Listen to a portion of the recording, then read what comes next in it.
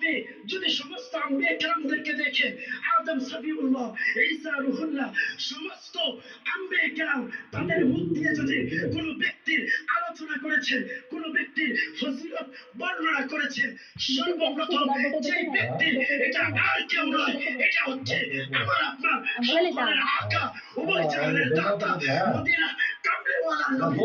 ওয়াজ নসিহত প্রত্যেক নবীরা তাদের জবান দিয়ে করে গিয়েছে। আলহামদুলিল্লাহ দাওয়াত আমরা ধরেছি আমির আহলে সুন্নাতের মাধ্যমে।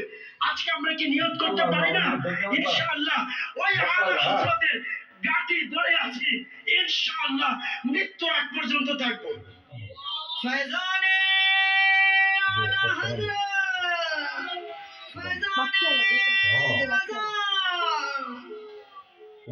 ইসলামী ভাইরা এবং মাদানী চ্যানেলের দর্শকবৃন্দ, আপনাদেরকে বলবো শুধুমাত্র একটা নেক আমল রিসালাত নাম্বার 20 আপনি দেখেন দাওয়াত ইসলামের প্রতিষ্ঠাতা আমির আহলে সুন্নাত আমাদেরকে কি শিক্ষা দিয়েছেন। আমির আহলে সুন্নাত বলেছেন দিনে কমপক্ষে 2 ঘন্টা যে নবীকে মহব্বত করে, যে নবীকে ভালোবাসি, সেই নবীর দ্বীনকে ভালোবাসার দরকার আছে কি আছে না? বলেন আছে কি আসে না?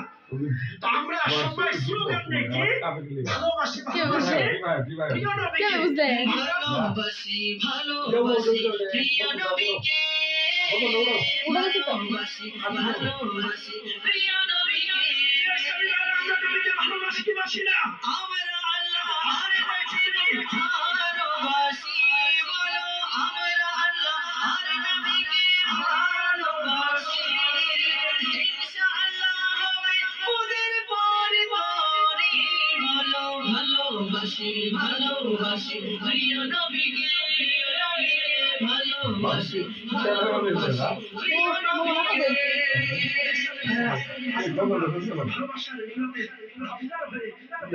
আজ জুম্মা মুবারক পবিত্র, আপনারা ঢাকায় যান, আসিয়ান সিটি ওয়াজ করতেছে, বয়ান চলতেছে, বয়ান টাকা ছাড়া পয়সা ছাড়া, বুঝলেন? কোনো টাকা লাগে না, কোনো 1 লাখ টাকা লাগে না হুজুরা। আর মুফতি কুলাঙ্গের আছে একটা 31 মামিলার বুক, এর সার্টিফিকেটটাও এখন ডিলেট করেন পাওয়ানো আমি আহ্বান করছি। আর কাউতুলি মসজিদ কমিটির সভাপতি দেখতেছে রব্বানিকে ভালো দেখতেন। আসসালামু আলাইকুম ওয়া রাহমাতুল্লাহি ওয়া বারাকাতুহু।